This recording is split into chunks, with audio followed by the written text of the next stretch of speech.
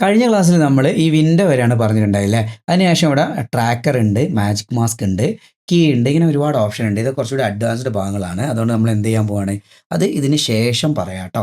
അതിന് മുന്നേ നമുക്ക് പറയേണ്ട ഒരു ഭാഗമുണ്ട്, ലട്ടുകൾ. അതായത് ലുക്കപ്പ് ടേബിൾ എന്ന് പറയും. എന്താണ്? കളർ ഗ്രേഡിൻ്റെ പ്രീസെറ്റ്. അപ്പോൾ ആ ഒരു പ്രീസെറ്റ് എന്ന് പറഞ്ഞാൽ എന്താണ്, ജസ്റ്റ് ഇവിടുന്ന് ഡ്രാഗ് ചെയ്ത് നമ്മുടെ വീഡിയോയിലേക്ക് ഡ്രോപ്പ് ചെയ്ത് കഴിഞ്ഞാൽ ആ ഒരു കളർ ഗ്രേഡ് അവിടെ അപ്ലൈ ആയി. ഇത്രയേ ഉള്ളൂ, വളരെ സിമ്പിളാണ്. ഇനി അത് അപ്ലൈ ചെയ്യുന്നതിന് മുന്നേ ആ ഗ്രേഡ് നമുക്ക് ആവശ്യമുണ്ടെന്ന് എങ്ങനെ അറിയാം? ആ ലെട്ടിൻ്റെ മേലെ കൂടെ ഇങ്ങനെ ഡ്രാഗ് ചെയ്ത് നോക്കി കഴിഞ്ഞാൽ കാണാൻ പറ്റില്ലേ. ഇനി ലെട്ട് എവിടെ കിടക്കുന്നു സംശയമുണ്ടോ? നേരെ മേലെ വന്നു കഴിഞ്ഞാൽ ലെറ്റ്സ് എന്ന് കണ്ടോ, ലെറ്റ്സ് ലുക്കപ്പ് ടേബിൾ കേട്ടോ. ഇവിടെ വന്ന് ക്ലിക്ക് ചെയ്ത് കഴിഞ്ഞാൽ ഇത് ഓണാവും. ഇതിൻ്റെ അകത്ത് ഒരുപാട് ലെറ്റുകളുണ്ട്. ഇതിൽ ഫിലിം ലുക്ക് എന്നുള്ളൊരു ഫോൾഡറിൻ്റെ അകത്തുനിന്ന് ഇതൊക്കെ ഡിഫോൾട്ട് ആയിട്ട് തരുന്ന കേട്ടോ. ഇതിലിങ്ങനെ ജസ്റ്റ് ഞാൻ ഓരോന്നിങ്ങനെ വെച്ച് കാണിച്ചു തരാം. കണ്ടോ, ഒക്കെ ഒരു നല്ല അടിപൊളി ലുക്കാണ് അല്ലേ.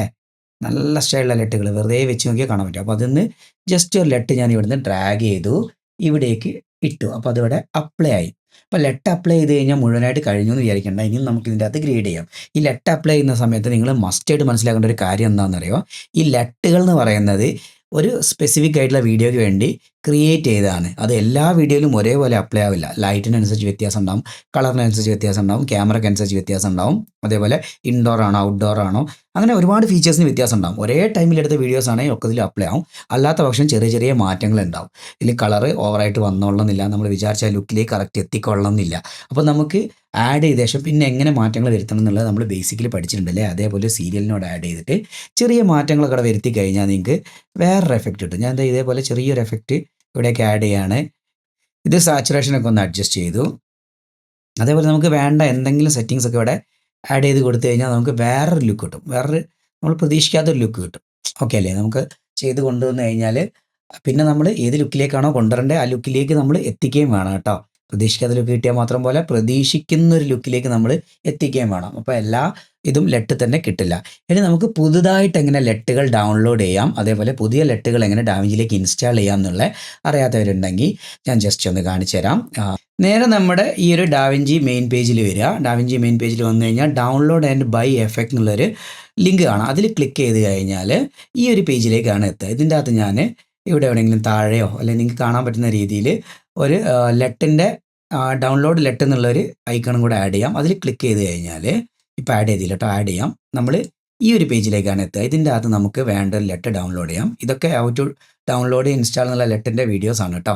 ഇതിൽ ഏത് വേണമെങ്കിലും കണ്ടുകൊണ്ട് ചെയ്യാം. ഇനി അങ്ങനെ അല്ലെങ്കിൽ നിങ്ങൾക്ക് ഇവിടെ ജസ്റ്റ് ക്ലിക്ക് ചെയ്ത് ഡൗൺലോഡ് ചെയ്ത് കഴിഞ്ഞാൽ ആ ഒരു ഡൗൺലോഡ് ഫോൾഡറിൻ്റെ അകത്തേക്ക് വന്നിട്ടുണ്ടാവും. ഡൗൺലോഡ് ഫോൾഡറിൽ വന്നിട്ട് ഡബിൾ ക്ലിക്ക് അടിക്കുക, അല്ലെങ്കിൽ ഇതിനെ എക്സ്ട്രാക്ട് ചെയ്യുക. സിപ്പ് ഫയലിലേക്ക് റൈറ്റ് ക്ലിക്ക് ചെയ്ത് ഓപ്പൺ വിത്ത് ഏതെങ്കിലും സിപ്പ് ഫയൽ വെച്ച് അൺസിപ്പ് ചെയ്ത ശേഷം തിരിച്ച് ഡാവിഞ്ചിയുടെ അകത്ത് തന്നെ വന്നു കഴിഞ്ഞാൽ ഇവിടെ ലെട്ട് എന്നൊരു ഫോൾഡർ കാണാൻ പറ്റില്ല, മെയിൻ ഫോൾഡർ. അവിടെ റൈറ്റ് ക്ലിക്ക് കഴിഞ്ഞാൽ റിവീൽ ഇൻ ഫൈൻഡർ എന്ന് കാണാൻ പറ്റും. റിവീൽ ഇൻ ഫൈൻഡർ അത് കൊടുത്തു കഴിഞ്ഞാൽ ഒരു ഫോൾഡർ ഓൺ ആയിട്ട് വരും. ഇതേപോലെ അവിടേക്ക് നമ്മൾ ഈ ഡൗൺലോഡ് ചെയ്ത ഫോൾഡറിനെ ഡ്രാഗ് ആൻഡ് ഡ്രോപ്പ് ചെയ്യുക. ജസ്റ്റ് അവിടേക്ക് വലിച്ചിട്ടാൽ മതി. തിരിച്ച് വീണ്ടും ഡാവിഞ്ചിയുടെ അകത്ത് വരിക.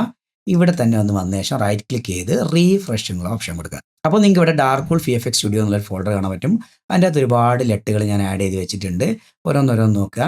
ഇതേപോലെ നിങ്ങൾക്ക് ഇഷ്ടപ്പെട്ട ഒരു ലെട്ട് ഇതിൽ അപ്ലൈ ചെയ്യുക. നേരത്തെ പറഞ്ഞ പോലെ ബാക്കി എഫക്റ്റുകളൊക്കെ അതിന് ആഡ് ചെയ്ത് കൊടുക്കുക. അപ്പോൾ നിങ്ങൾക്ക് വെറൈറ്റി ആയിട്ടുള്ള ഏതെങ്കിലും ഒരു ഗ്രേഡ് കിട്ടും.